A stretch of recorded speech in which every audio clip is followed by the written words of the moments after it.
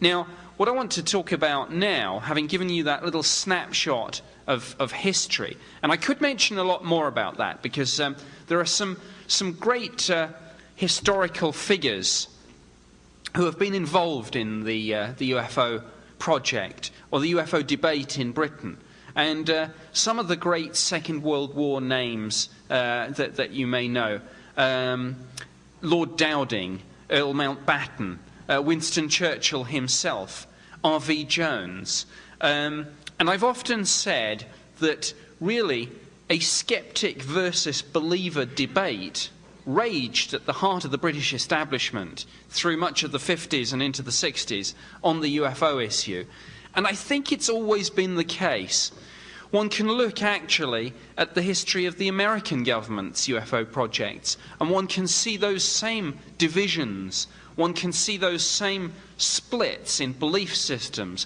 One can see factions developing, minority reports being issued, estimate of the situation.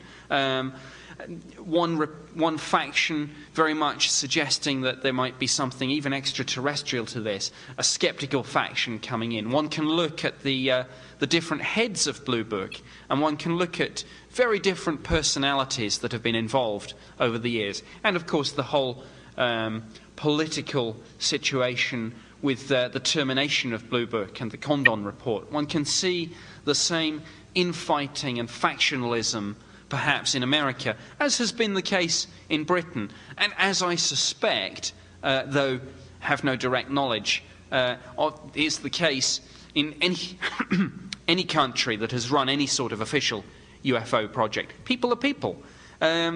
We all have different views about UFOs.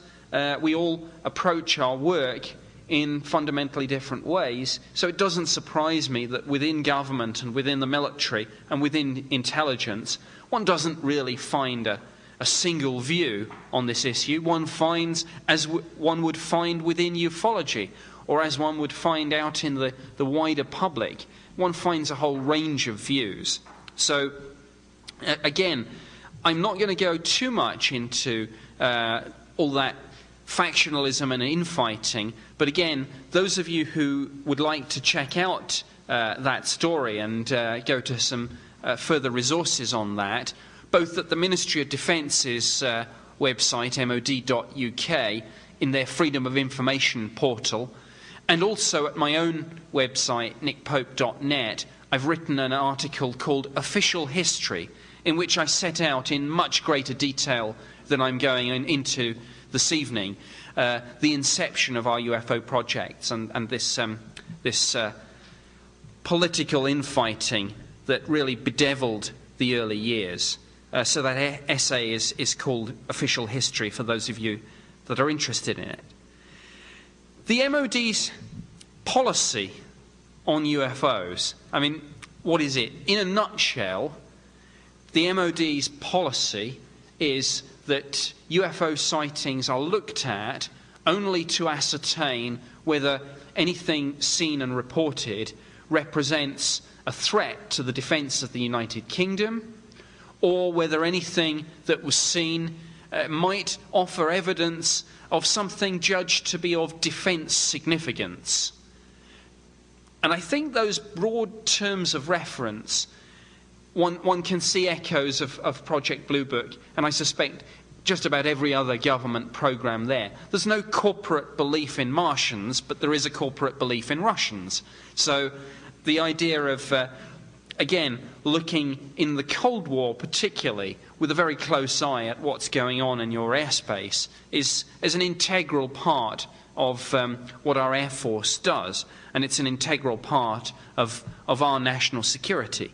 So that's the ethos, that's as it were the terms of reference of the project. That's why we have a project, just because there are UFO reports, and if someone is seeing or detecting on radar a structured craft behaving in an unusual way and it's not one of ours, then we need to investigate. Now through that military mindset, one gets drawn into all the sightings, of course, from members of the public. And that has always, in numerical terms, represented the greater proportion of UFO sightings. Getting to some figures, we used to get somewhere between 200 and 300 UFO reports each year.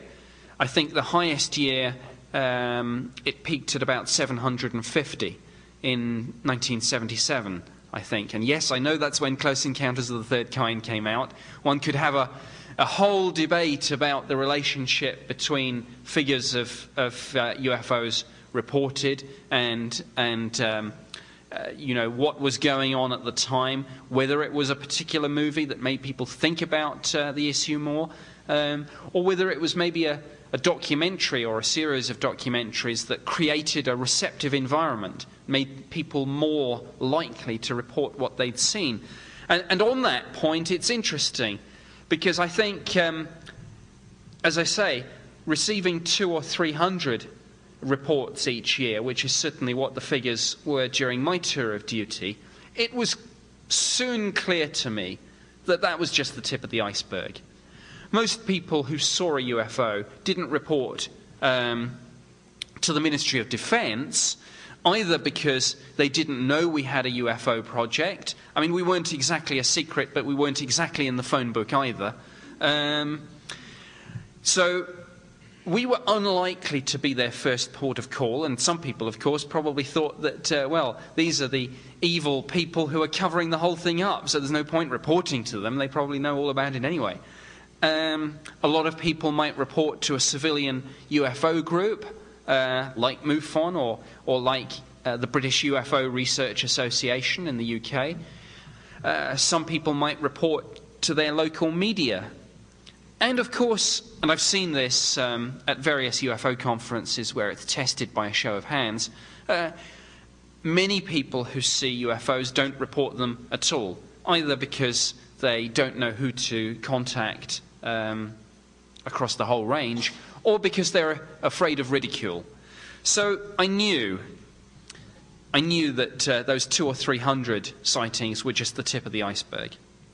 But obviously you can only work with what you've got, and we did try to maximize our chances of getting some of the data. And for many, many years, in fact since the early days of the British government's UFO project, there's been a sort of national UFO reporting system, effectively a network whereby if people report UFOs to military bases, to police stations or to civil airports, then all those bodies have standard operating procedures.